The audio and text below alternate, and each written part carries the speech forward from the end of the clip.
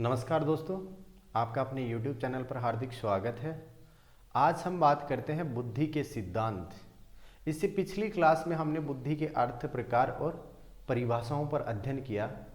आज हम बात करेंगे बुद्धि के सिद्धांत। तो सर्वप्रथम जो पहला सिद्धांत है बुद्धि का, एक कारक सिद्धांत, यूनिफैक्टर थ्योरी। प्रतिपादक की बात करें तो इस सिद्धांत का प्रतिपादक अल्फ्रेड बीने है। अल्फ्रेड बीने। एक कारक सिद्धांत के और भी अन्य नाम हैं।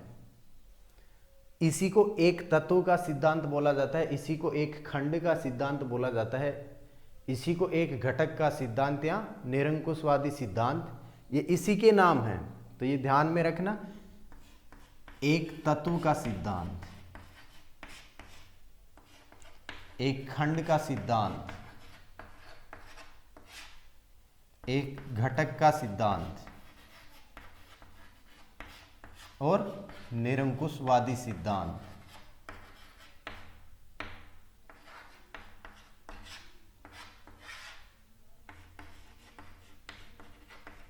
ये इसी एक कारक सिद्धांत के नाम है। एक तत्व का सिद्धांत, एक खंड का सिद्धांत, एक घटक और निरंकुशवादी सिद्धांत। अभी बात करें एक कारक सिद्धांत क्या है। तो इस सिद्धांत के अनुसार किसी व्यक्ति की तीव्र बुद्धि हो, किसी व्यक्ति में तीव्र बुद्धि हो तो वह सभी कार्य कर सकता है। यह सिद्धांत क्या कहता है? एक कारक सिद्धांत कि किसी व्यक्ति में तीव्र बुद्धि हो तो वह सभी कार्य कर सकता है। लेकिन यह सिद्धांत दोषपूर्ण माना गया। क्यों? क्योंकि किसी व्यक्ति का विज्ञान विषय में निपुण होना यह आवश्यक नहीं कि वो इतिहास में भी निपुण होगा। कि कोई व्यक्ति विज्ञान विषय में निपुण है तो वह इतिहास विषय में निपुण हो, ऐसा आवश्यक नहीं है। क्योंकि विज्ञान में उसका इंटरेस्ट है तो वो निपुण है उसमें, और इतिहास में उसका इंटरेस्ट नहीं है तो निपुण नहीं है वो। तो यह सिद्धांत इसलिए दोषपूर्ण हो गया कि कोई व्यक्ति अगर किसी विषय में निपुण है तो ऐसा संभव नहीं है कि वो दूसरे विषय में भी निपुण हो। तो क्या कहता है ये सिद्धांत कि किसी व्यक्ति की तीव्र बुद्धि हो, किसी व्यक्ति की तीव्र बुद्धि हो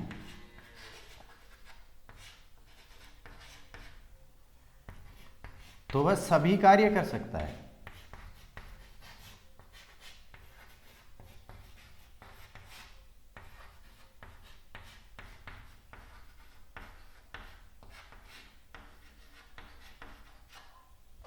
इसका प्रतिपादन 1911 में अल्फ्रेड बीने, ट्रमन और स्टर्न ने किया था। यह भी ध्यान रखना, प्रतिपादन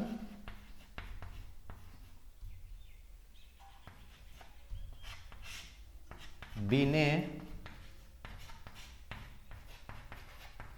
स्टर्न और ट्रमन ने 1911 में। किसी व्यक्ति की तीव्र बुद्धि हो तो वह सभी कार्य कर सकता है, लेकिन बाद में यह दोषपूर्ण माना गया कि कोई व्यक्ति विज्ञान विषय में निपुण है तो यह आवश्यक नहीं कि वह इतिहास विषय में भी निपुण हो। तो ये एक कारक सिद्धांत, प्रतिपादक अल्फ्रेड बीने, इसी के उपनाम है दूसरे, और किसी व्यक्ति की तीव्र बुद्धि हो तो वह सभी कार्य कर सकता है। अभी नेक्स्ट सिद्धांत की बात करें, द्विकारक सिद्धांत। द्विकारक सिद्धांत के प्रतिपादक हैं स्पीयरमैन।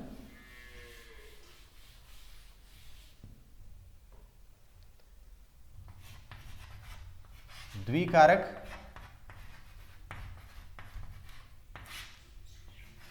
सिद्धांत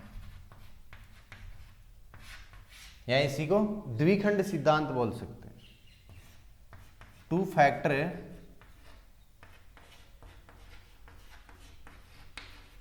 थ्योरी। प्रतिपादक है स्पीयरमैन।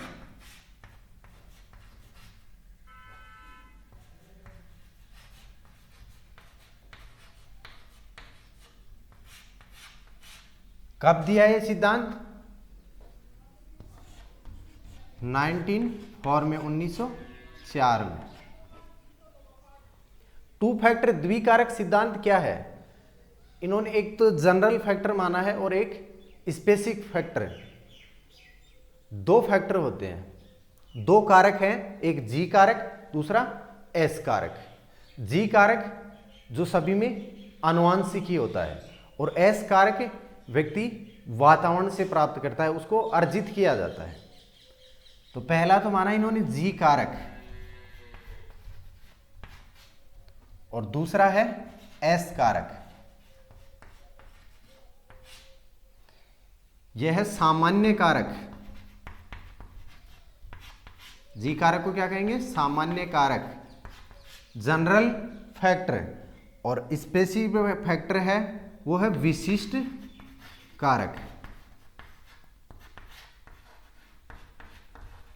अब क्या है जनरल फैक्टर और स्पेसिफिक फैक्टर?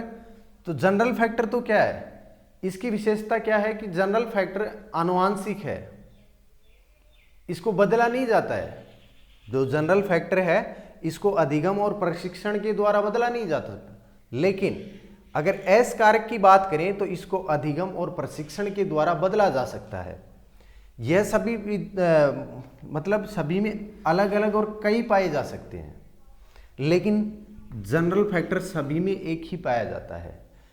जो जी कारक है वो ही व्यक्ति की सफलता असफलता पर निर्भर करता है। मतलब व्यक्ति की सफलता और असफलता किस पर निर्भर करेगी? जी कारक, जनरल फैक्टर पर।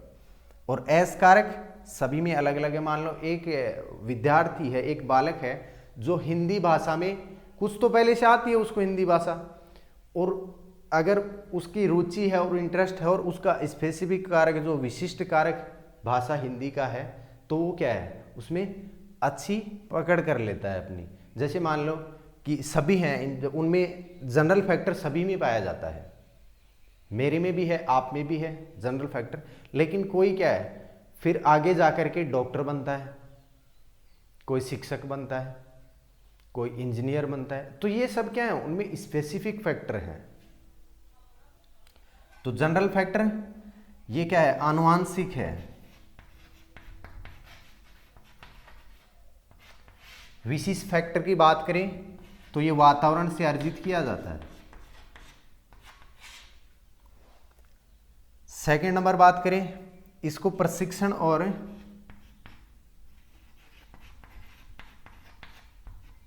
अधिगम के द्वारा बदला नहीं जाता है।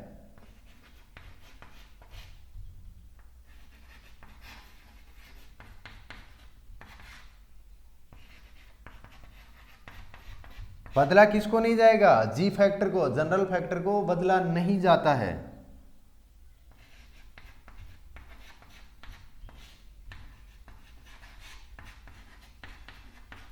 लेकिन जो विशिष्ट कारक है, एस कारक है, इसको बदला जा सकता है।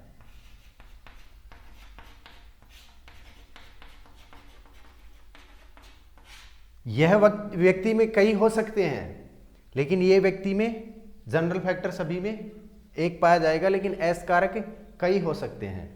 इसका एक डायग्राम भी बनता है।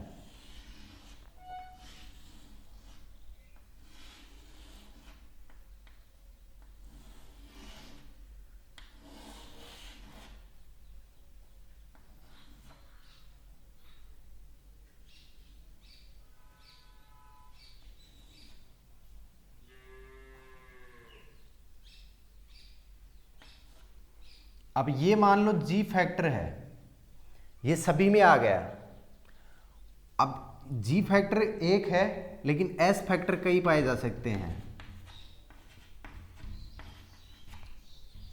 तो ये है जी फैक्टर और एस कारक, इसी को द्विकारक या द्विखंड सिद्धांत कहते हैं, टू फैक्टर थ्योरी।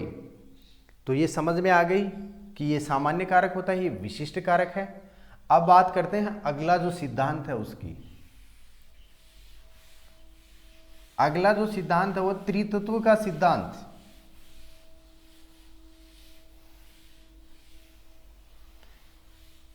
नेक्स्ट सिद्धांत है त्रितत्व का सिद्धांत।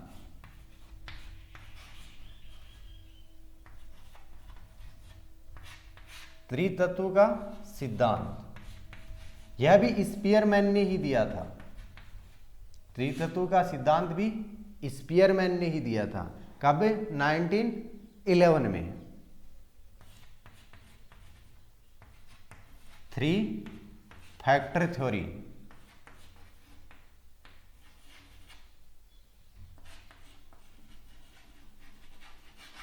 Three factor theory.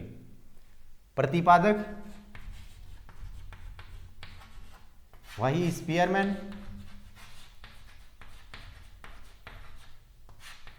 अब याद करने का आसान तरीका है, अल्फ्रेड बिने, ईस्टर्न और ट्रमन एक कारक सिद्धांत। द्विकारक और त्रितत्व का सिद्धांत है वो स्पीयरमैन ने दिया है।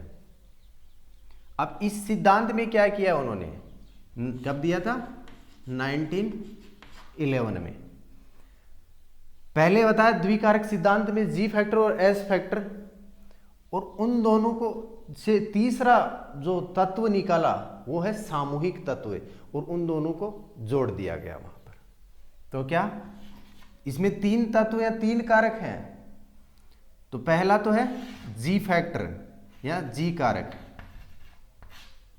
दूसरा है एस कारक।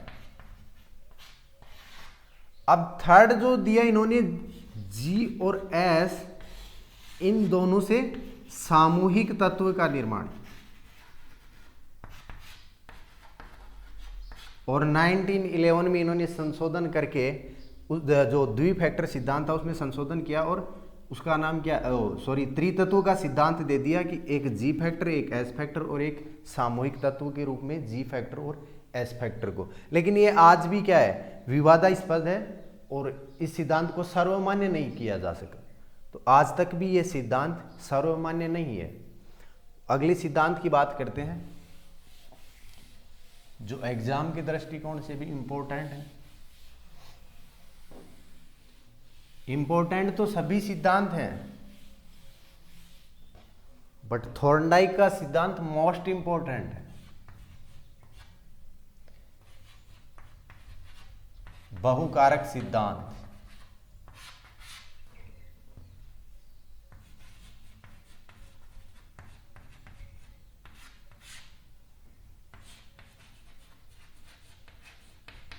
Multi factor theory.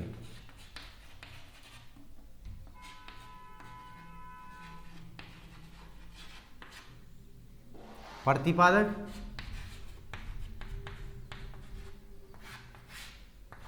Thorndike. Thorndike का तो ऐसे भी पूछा जाता है कि थॉर्नडाइक कहाँ के मनोवैज्ञानिक हैं, तो थॉर्नडाइक अमेरिका के पशु मनोवैज्ञानिक हैं थॉर्नडाइक। बहुकारक सिद्धांत मल्टी फैक्टर थ्योरी, प्रतिपादक थॉर्नडाइक।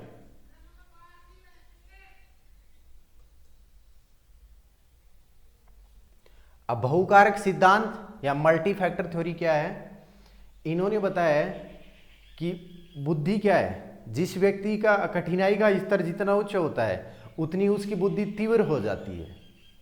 इस सिद्धांत का मेन क्या है कि जिस व्यक्ति की कठिनाई का स्तर जितना उच्च होगा बुद्धि अपने आप ही उतनी तीव्र हो जाएगी। इसी सिद्धांत का अन्य नाम की बात करें तो बहुकारक बहुखंड सिद्धांत, और इन्होंने बालू के जो रेत के टीले होते हैं उनकी लंबाई, चौड़ाई, गति, आकार, इनके आधार पर इस सिद्धांत को बालू का सिद्धांत और परमाणुवीय सिद्धांत के नाम से भी जाना जाता है, या इसी को मात्रा का सिद्धांत भी कहते हैं। तो इसके अन्य नाम क्या है? बहुखंड। बहुखंड का सिद्धांत, मात्रा का सिद्धांत। और नेक्स्ट हम बात करें तो बालू का सिद्धांत।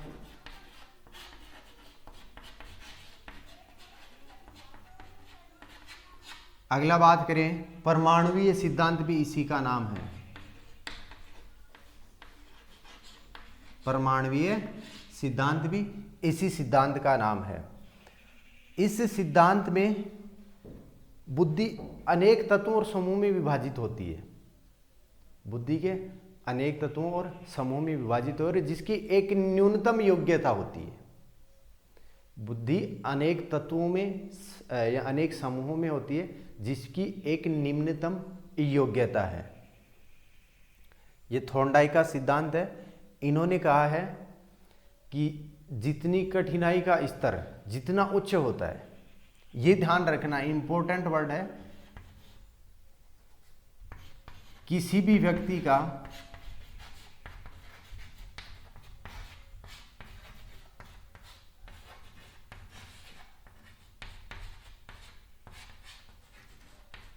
कठिनाई का स्तर जितना उच्च होगा,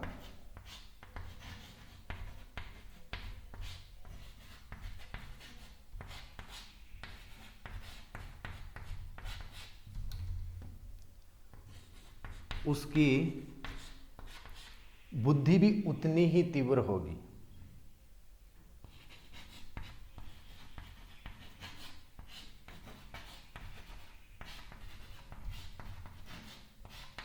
और जिस व्यक्ति का कठिनाई का स्तर जितना निम्न होगा, उसकी बुद्धि भी उतनी ही निम्न होगी। इसका एक एग्जाम्पल, बहुत ही अच्छा एग्जाम्पल है कि हमारे जो डॉक्टर एपीजे अब्दुल कलाम हैं, उनकी कठिनाई का स्तर उच्च था, तो उनकी बुद्धि भी तीव्र थी। उनकी कठिनाई का स्तर उच्च था, वो अधिक मेहनत करते थे, तब जाकर के उनकी बुद्धि भी तीव्र थी। और एक उस व्यक्ति को देखिए जो निराशावादी है, मेहनत नहीं करता है, तो उसकी बुद्धि का स्तर भी उतना ही निम्न होगा। तो यह सिद्धांत, बहुकारक सिद्धांत कहता है कि किसी भी व्यक्ति का कठिनाई का स्तर जितना उच्च होता है, कठिनाई का स्तर जितना अधिक होगा, उतना ही उसकी बुद्धि का स्तर भी अधिक होगा। तो यहां तक समझ में आ गया बहुकारक सिद्धांत, मल्टी फैक्टर थ्योरी क्या है। अन्य नाम ध्यान रखना, एग्जाम में किसी भी नाम से पूछा जा सकता है। बहुखंड, मात्रा का सिद्धांत, बालों का सिद्धांत और परमाणुीय सिद्धांत। इसलिए सभी जो सिद्धांत है, उनके जो नाम, अन्य नाम है, उनको भी साथ में ध्यान रखना। अभी नेक्स्ट सिद्धांत, जो अगला सिद्धांत है, वो है समूह कारक सिद्धांत।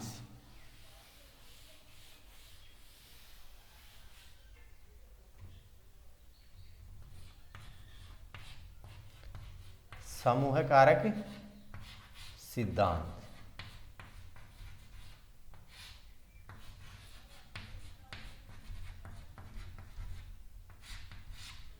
समूह कारक सिद्धांत, ग्रुप फैक्टर थ्योरी।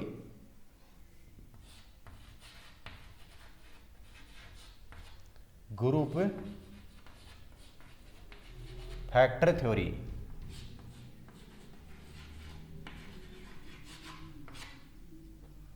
प्रतिपादक एच.एल. थ्रस्टन। एच.एल. थ्रस्टन इस सिद्धांत के प्रतिपादक हैं, एच.एल. थ्रस्टन। और इन्होंने एक अपनी बुक लिखी थी।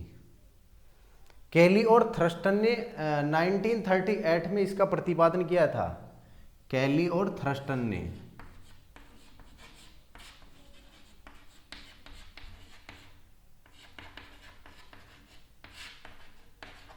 1938 में।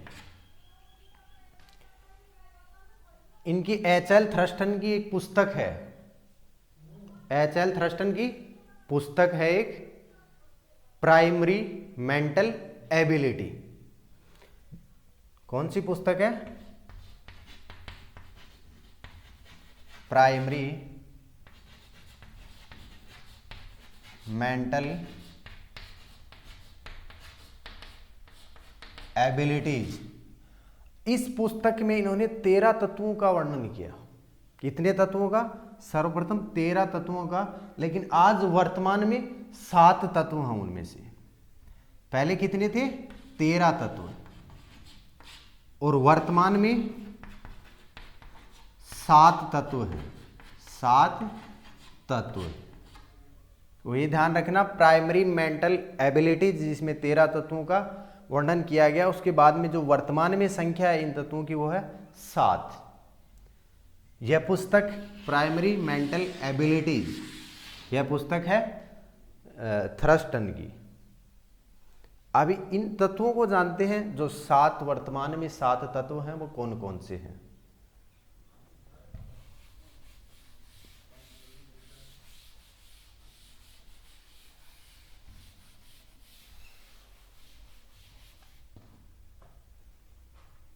पहला है शाब्दिक योग्यता,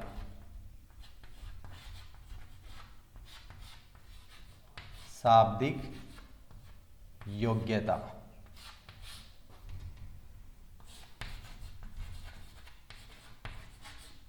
वर्बल एबिलिटी,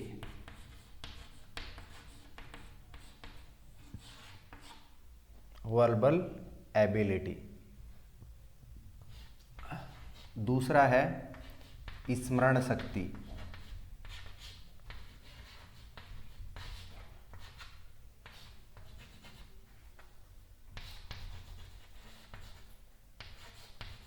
मेंटल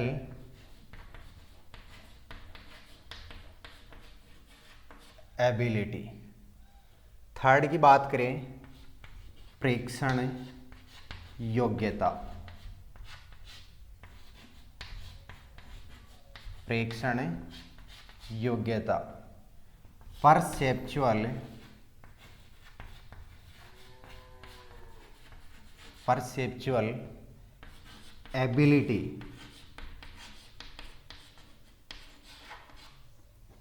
पहला है शाब्दिक योग्यता, सेकंड है स्मरण योग्यता, थर्ड है प्रेक्षण योग्यता।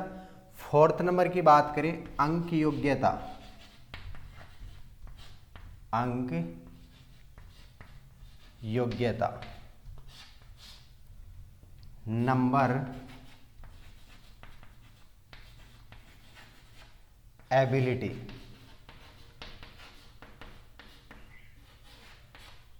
Number ability. और 5 नंबर है तार्किक योग्यता,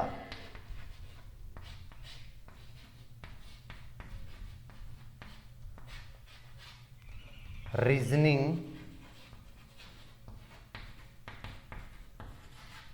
एबिलिटी।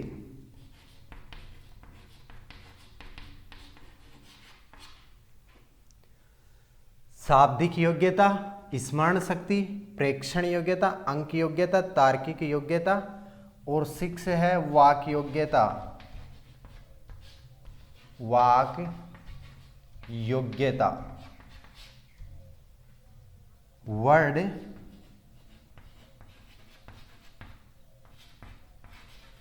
Fluency, word fluency. और लास्ट हम 7 नंबर की बात करें तो पर्यवेक्षण योग्यता, सुपरविजिंग एबिलिटी, सुपरविजिंग एबिलिटी।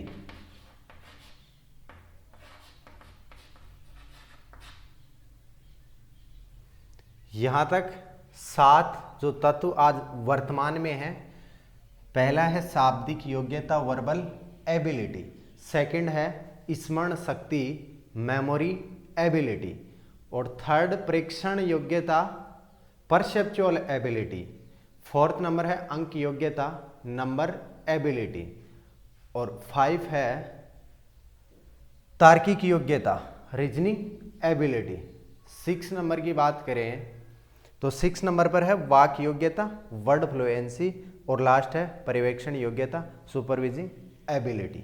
अब इनका एक सूत्र बनता है, verbal ability V, memory ability M, और perceptual ability P, number ability N, और रीजनिंग एबिलिटी में R, और वर्ड फ्लुएंसी में W और सुपरवाइजिंग एबिलिटी में S। इनका एक सूत्र है, क्या है? एक सूत्र है VMPNRWS। इससे आप याद रख सकते हैं VMPNRWS। आप रिलेट कर सकते हैं किसी के नाम से भी, कोई भी ट्रिक बना सकते हैं इससे। लेकिन आसान है। शाब्दिक योग्यता वर्बल एबिलिटी, स्मरण शक्ति मेंटल एबिलिटी, प्रेक्षण योग्यता परसेप्चुअल एबिलिटी, अंक योग्यता नंबर एबिलिटी, तार्किक योग्यता रीजनिंग एबिलिटी, और वाक योग्यता वर्ड फ्लुएंसी, पर्यवेक्षण योग्यता सुपरवाइजिंग एबिलिटी। तो ये 5 सिद्धांत आज किए हमने। नेक्स्ट क्लास में इससे जो भी आगे सिद्धांत हैं उनके बारे में चर्चा करेंगे। तब तक के लिए धन्यवाद।